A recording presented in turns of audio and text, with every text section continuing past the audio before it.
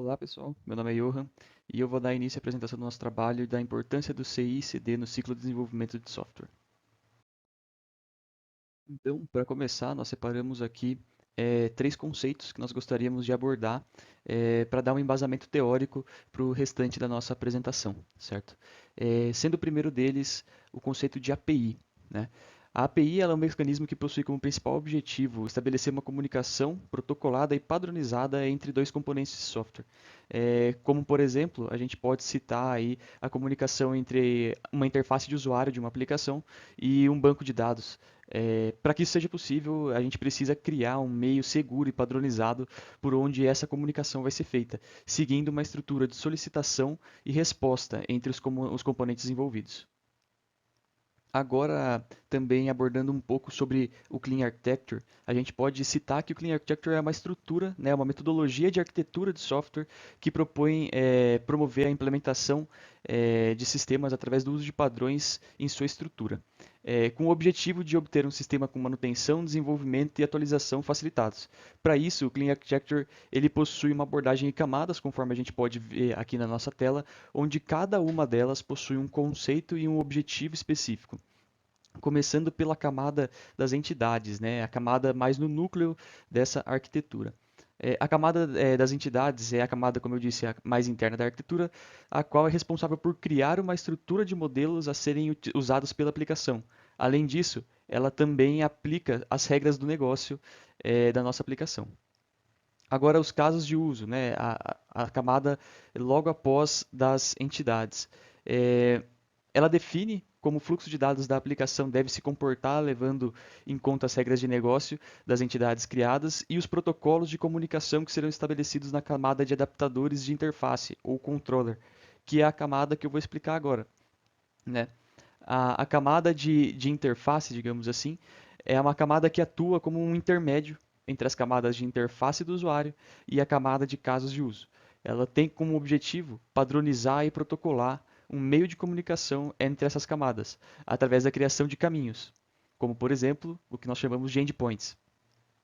Esses caminhos, eles recebem dados do usuário, né, e interpretam esses dados, se necessário eles até adaptam esses dados para que eles consigam estabelecer uma comunicação entre esses dados com a aplicação. Então, estabelecer um meio de comunicação entre eles. E agora, comentando um pouco mais sobre interfaces externas, né? É, a interface externa é, como o próprio nome diz, é a camada mais externa da nossa arquitetura, na qual é determinado como que a aplicação desenvolvida vai interagir com os componentes de software externos, como por exemplo, uma interface web onde o usuário vai estar mexendo, ou até mesmo um banco de dados, né? Levando em consideração tudo aquilo que foi previamente desenvolvido nas camadas inferiores, certo? Então esse é o conceito de Clean Architecture de uma maneira resumida. Agora falando um pouquinho sobre o DDD, né, o Domain Driven Design, ele é uma abordagem de desenvolvimento que possui como objetivo estabelecer um domínio que vai ser o foco do desenvolvimento da nossa aplicação, pois esse apresenta um conjunto de implementação dos principais conceitos da aplicação. O objetivo do domínio é interligar os desenvolvedores com os especialistas do negócio, de maneira prática, direta e de fácil interpretação, ou seja, uma comunicação efetiva.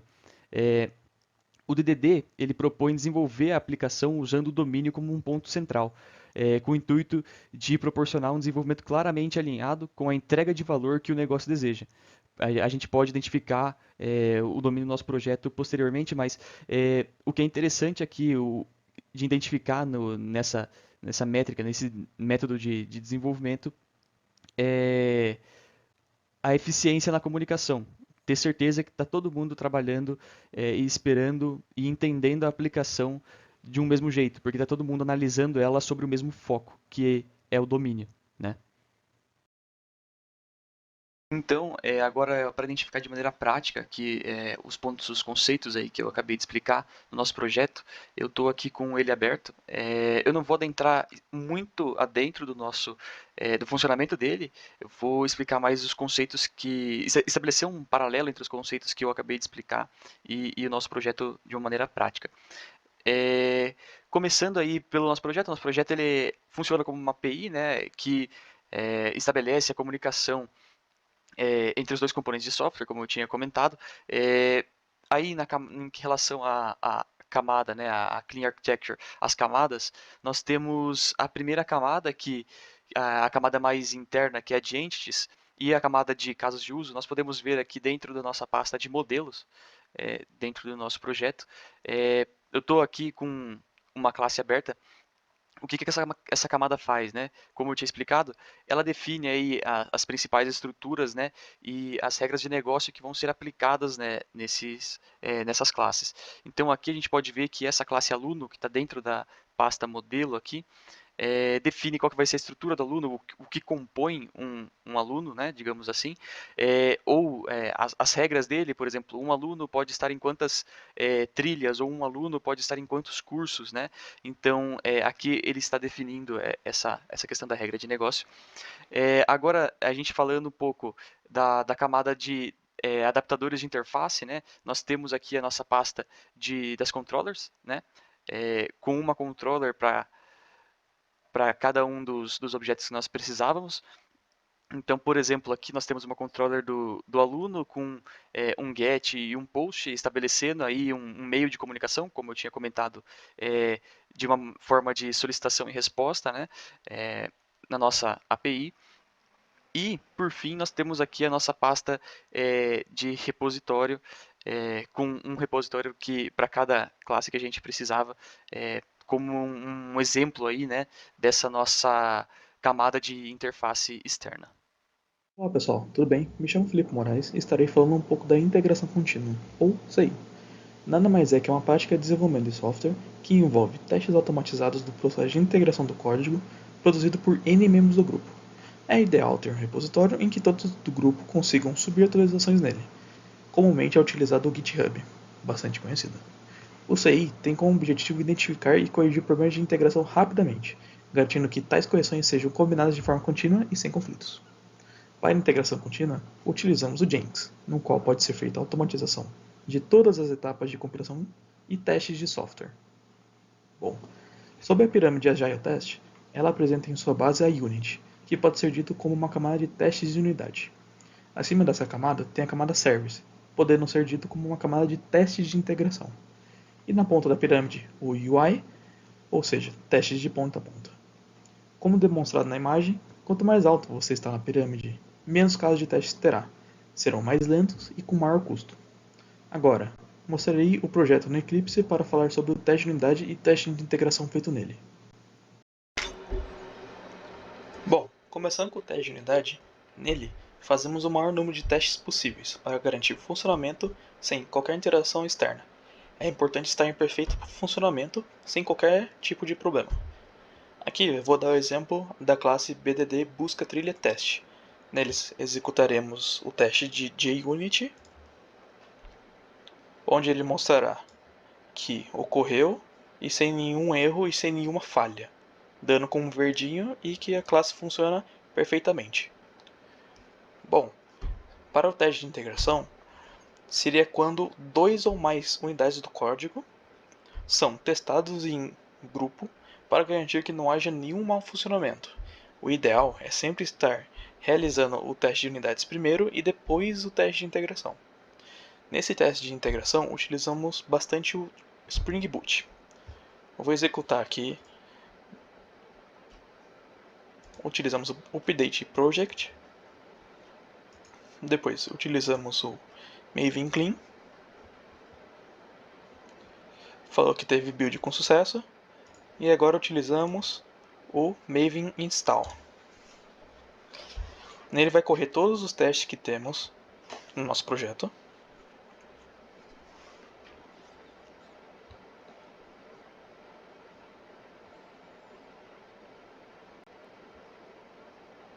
Bom, aqui falou que ele correu 9 testes e teve nenhuma falha e nenhum erro. E como você pode ver aqui em cima, onde ele mostra o Spring Boot, ele está realizando um teste com o Spring Boot. Ou seja, ele está testando a classe Professor Controller Test, que é uma classe que temos no nosso teste Java, que fica bem aqui. Ele faz o teste dessa classe, fala que teve sucesso, sem nenhum erro e sem nenhuma falha.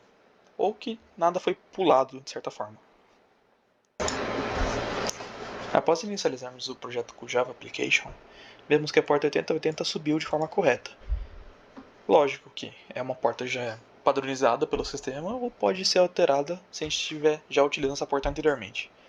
O Hello World é para demonstrar que realmente a aplicação subiu, sem apresentar nenhum erro, até porque se eu atualizar a página, carrega normalmente. Ou também podemos demonstrar pelo Swagger, onde a gente vê as nossas classes e, por exemplo, o professor controller, onde temos o post, que a gente faz o cadastro de professores, que a gente pega o CPF, nome e sexo dele, e temos o get também, que traz todas essas informações do cadastro que a gente fez. Dito isso, após serem realizados os testes, observamos que todos ocorrem de maneira correta sem apresentar erros de teste de unidade e nem de teste de integração, garantindo o funcionamento do projeto de forma completa. Bom, vamos lá. Então, meu nome é Danilo, eu vou estar falando um pouco mais a respeito da complexidade ciclomática e como ela esteve presente durante todo o nosso projeto. Mas antes, vamos só falar superficialmente o que seria complexidade ciclomática, que é muito importante a gente entender o conceito antes de estar demonstrando os resultados que nós obtivemos. Então, a complexidade ciclomática, em resumo, nada mais é do que uma métrica de software que a gente consegue medir o quão complexo está o nosso programa. Mas em que sentido de o quão complexo está o nosso programa? Na verdade, ele mede o número de cenários de testes diferentes que são necessários para que a gente cubra todas as possíveis rotas do nosso código. Então, para cada uma dessas rotas, digamos assim, ele assume que é uma ramificação, é uma decisão, aí ele vai criando um caminho. Então, por exemplo, nessa imagem que está sendo exibida aqui agora no PowerPoint, a gente consegue ver que quando ele há uma decisão, ele cria um novo caminho, ele cria uma nova rota, uma nova ramificação. Como que a gente conseguiu estar utilizando a complexidade ciclomática para a gente entender um pouco melhor do nosso código? A gente utilizou principalmente o Jacoco. Então, nele ele já gera para a gente, semelhante a essa imagem que está abaixo, de outro projeto, que ele traz para a gente a respeito dos nossos casos de teste também e a complexidade. Eu vou estar mostrando aqui, acho que é mais fácil, os números que nós obtivemos. Então, deixa eu abrir aqui, ó. Então, esse aqui já é o arquivo inix.html, que ele foi gerado pelo Jacoco, né, que está incluso no nosso projeto. Então, assim, olhando a primeiro momento, a gente até chegou a se assustar, né? Porque a gente só conseguiu fazer uma cobertura de 55% das nossas instruções, um pouco mais da metade, na verdade. Mas quando a gente olha detalhadamente, a gente vê que esse valor está sendo puxado muito por conta dos nossos modelos, na verdade, do nosso projeto, onde acopla todos os nossos modelos. E quando a gente vem ver cada um deles detalhadamente, a gente vê que é muito por conta dos gets e sets que não foram testados. Então, por exemplo, aqui, né, olhando aqui, por exemplo, 3% apenas foi coberto. Aí você vai ver quais foram os métodos. Set nome, get nome, get e-mail, que são métodos que a gente julgou que não precisaria estar sendo testado nesse primeiro momento, né? Então, muito do nosso valor, muito da nossa cobertura sobre as instruções acabou sendo puxado por esses métodos de get e set. Então, esse é um detalhe importante que a gente estar verificando. Mas eu acho que o mais legal de a gente analisar principalmente aqui na etapa da controller, porque aqui na controller da nossa API, a gente consegue estar obtendo valores interessantes. Então, todos eles obtiveram uma cobertura de um pouco mais de 80% e tiveram esse missed branches, que são os caminhos que acabaram não sendo testados durante a execução de 50%. Vou estar abrindo aqui o curso controller e a gente vai estar conseguindo mostrar mais detalhadamente.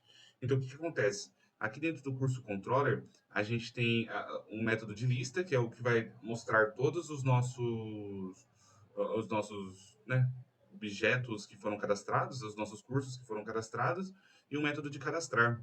Vamos abrir primeiro esse método de lista, que ele é bem interessante de a gente ser analisado. O que acontece? Nesse nosso método de lista, voltando aqui antes, a gente vê que ele tem uma cobertura de 70% das instruções e ele tem um mix de 50% das branches. Por que ele acontece em 50% das branches de message? Por conta disso daqui, ó.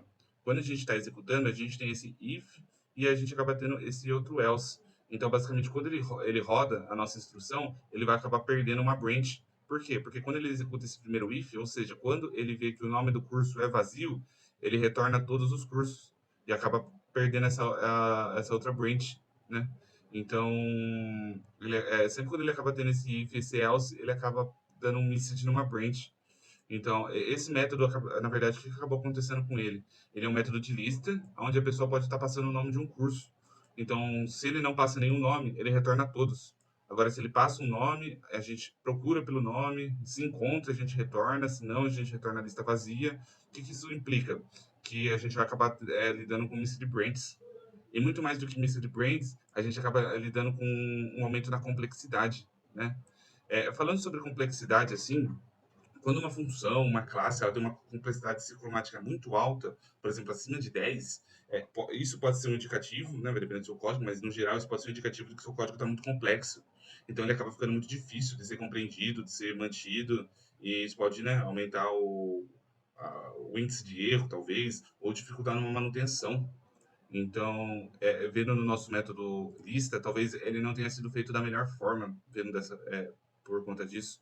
Outra maneira bem interessante de a gente visualizar essa complexidade é através de um outro software, perdão, que é esse Complex Graph, que a gente achou bem legal, porque a gente consegue estar fornecendo o nosso código aqui para ele. Então, eu venho nele e coloco o nosso código, então o nosso código de lista, e ele já retorna para a gente certinho a complexidade, o número de arestas, exatamente igual retornou para a gente no Jacoco. Então, a gente consegue ver, ó, fazendo um comparativo, de que ele pode executar a nossa instrução, ele pode entrar no if, né, que o nome do curso for igual a num, e finalizar. Mas ele também pode entrar nesse if, aí vai executar o if, não vai encontrar, daí ele vem para o else, que é aqui. Aí dentro do else ele vai executar mais um if da linha 7 e linha 9, se der tudo certo ele já finaliza. Caso contrário, ele tem esse outro else. Então aqui ó, fica nítido a nossa complexidade ciclomática que a gente havia visto no nosso relatório. Então, essa trace de complexidade é dada por conta disso. O método cadastrar, por sua vez, ele acaba sendo um pouco mais simples. Então, a única validação que ele acaba vendo é de um if, verificando se o curso já existe. Então, por isso que quando a gente analisa, o que acontece? A gente acaba tendo uma complexidade cromática de 2, por conta desse if. E ele acaba tendo um message, por conta que a gente não consegue testar essa linha quando ele entra nessa condição. Então, essas são algumas coisas bem interessantes que a gente conseguiu obter. Os outros métodos passam, né, por situações semelhantes. Então, você vindo no controller, é um cenário bem parecido. Né? O que a gente entende sobre isso? Analisando, né, esses resultados que a gente encontrou, a gente pode ver que a cobertura geral, por exemplo, dos nossos testes, acabaram passando de 80%, né? Em geral, 83% é relativamente alto, o que é positivo, e não há nenhum método, nenhuma função que ele não está sendo testado. Então, ó, por exemplo, a gente tem um com 70, outro com 92, então a gente tem esses testes ocorrendo em todos os nossos métodos. E o que seria interessante? Seria a gente aumentar essa cobertura de testes, para a gente aumentar a qualidade do nosso software em si. Então, aqui a gente pode escrever mais casos de teste, para que a gente possa cobrir as instruções e ramos que não estão sendo, né, testados, que eles acabam sendo perdidos. E a refatoração do código, né? Então, basicamente, dado essa nossa complexidade ciclomática, que embora você pense, 3 não é tão alto se comparado que é 10, um número alto, digamos assim, mas 3 para um método onde ele retorna uma lista, será que não é um número meio alto? Eu acho que pode ser um número meio alto. Então, a refaturação do código é algo interessante. E a gente pode estar fazendo isso, né, através de testes, utilizando o Mockito. A gente consegue estar obtendo todos os nossos valores na parte de teste. Mas, no geral, foi bem interessante. A gente está visualizando os dados dentro do Jacoco e a representação utilizando o nosso grafo aqui, né, do próprio Java, o Complex Graph, que foi apresentado durante o decorrer da disciplina. Fica bem claro assim, o que está acontecendo no nosso código e a gente sabe exatamente o que a gente precisa estar mudando para estar sendo melhorado o nosso código. Olá pessoal, eu sou o Felipe, eu vou dar sequência aí agora na apresentação, falando um pouco sobre o Docker, né? A definição do Dockerfile e imagem. O Dockerfile é aquele arquivinho que a gente tem no Eclipse lá com um bloquinho de código que cria a imagem do container, né? E para que a gente quer um container? Para não ter que instalar tudo localmente na máquina quando você está desenvolvendo uma aplicação. Essa é a importância, você ter não só a gente tem o GitHub para compartilhar o código do projeto, mas o Docker ele compartilha o projeto como um todo ali. Você consegue criar o container e colocar tudo lá e inclusive é até na parte final que você faz o Docker, porque é uma forma de publicar ele já para seria o deploy da aplicação, né? Aí em seguida, assim que sair da apresentação, eu já mostro o container funcionando e como que eu fiz a orquestração dos containers lá via Jenkins e Docker e Docker Hub. Aqui falando sobre a lógica DevOps, é isso que a gente seguiu no nosso projeto. A gente teve a parte de desenvolvimento lá, o código da aplicação no Eclipse, lá em Java.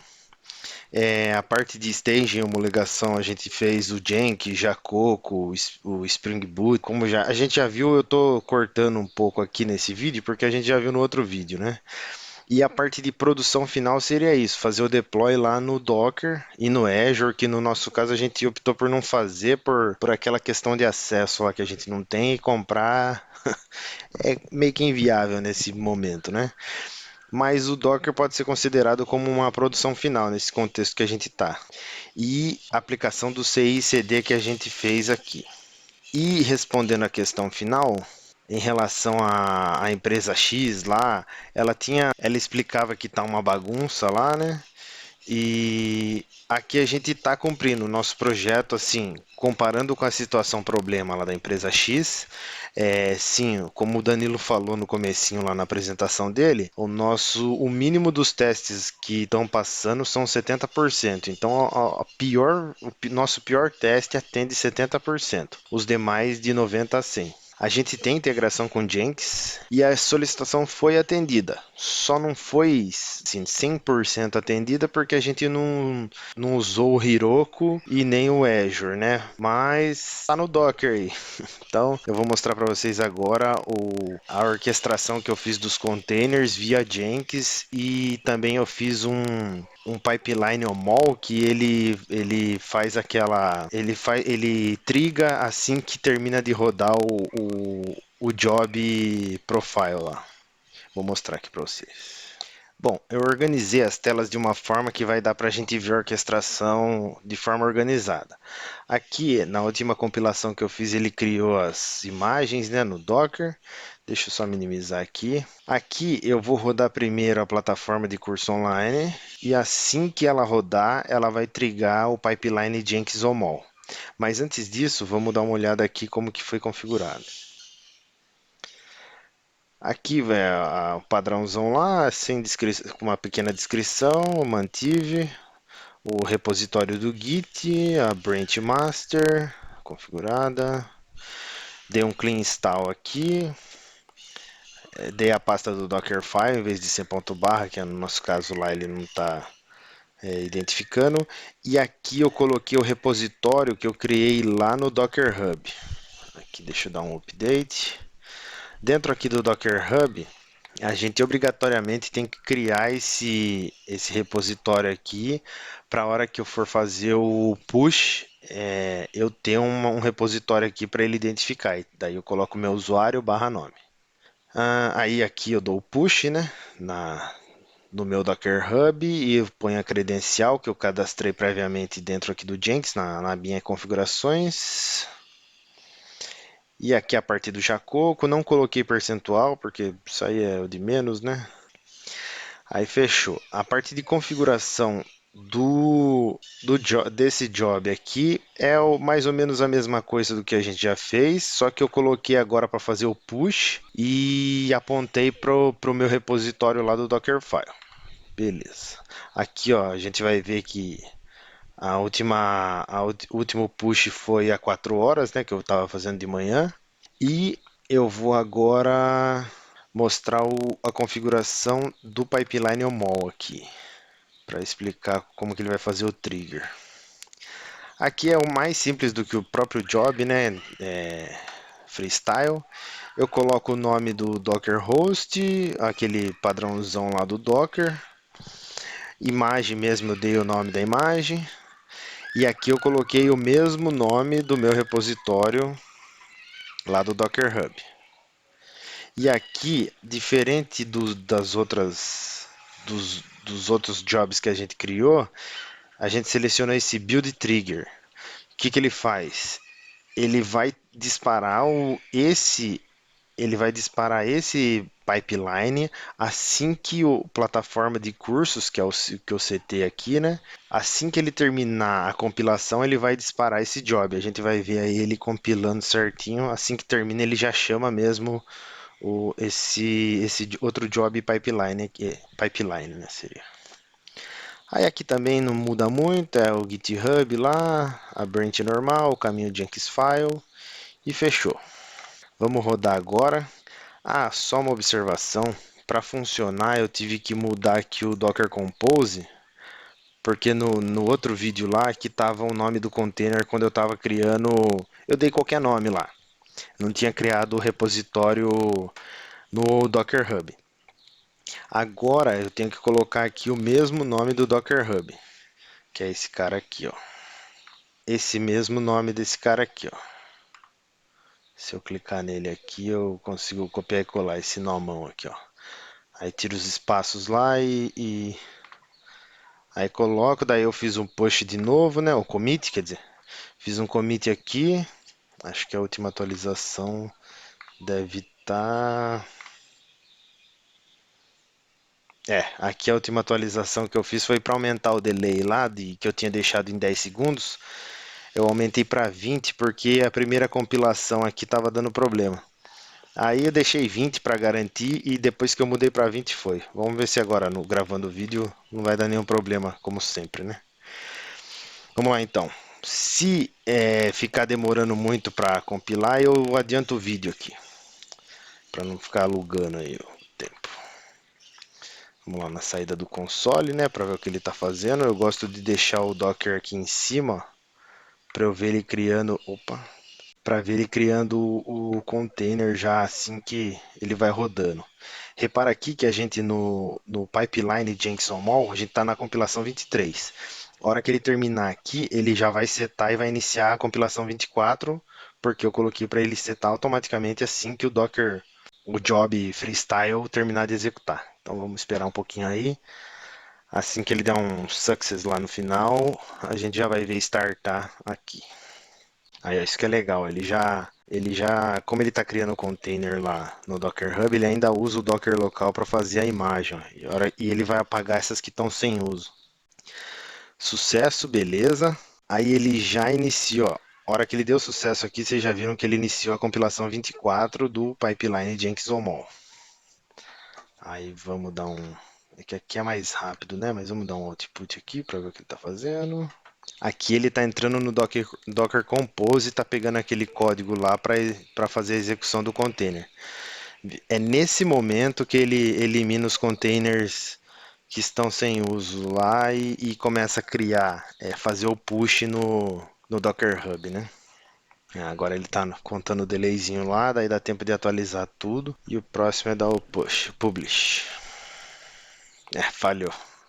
Ele, mesmo com o delay alto, ele falha nessa hora do curl aqui, ó. Se é só eu compilar de novo, ele vai. Só que se eu fizer manualmente, ele pede aqui por ser parametrizado, né? Vai compilar. Ele vai fazer a mesma coisa sem eu ter feito nada de diferente e lá no final ele vai dar success no curl. Não fiz nada, agora success. Ok, a gente vê que ele já starta o container, né? Os que eu estou usando, ele já startou. Aí eu venho aqui no Docker Hub, o que eu tinha 4 horas ago, eu vou dar um refresh aqui. Last pushed, 3 minutos ago. Nossa, tá muito, hein? Ah, sim. É porque aqui ele criou esse last pushed, ele pegou da primeira compilação aqui do plataforma. Não é quando esse cara tá rodando. Esse cara aqui, ele só fica fazendo o pipeline normal lá, que é a carinha dele, né? De fazer mostrar o stage view aqui, ó. Isso aqui não é esse cara que tá criando no Dockerfile aqui. O Dockerfile ele já cria na hora o container que ele atualiza na hora que eu rodo lá a aplicação, o job, né? Não o pipeline. A hora que eu rodo esse cara aqui, aí que ele atualiza o meu repositório no Docker Hub, não o pipeline. O pipeline é só o relatório aqui que ele me dá, né? Que aí pela segunda vez ele rodou normalzinho. Então essa aqui é a orquestração dos containers que era um pedido aí da professora também para a F, né? E foi tá cumprido. E com isso a gente conclui o nosso projeto, né, da AF, atendendo aos requisitos que a professora passou aqui na situação problema, né? Certo? Obrigado, até mais.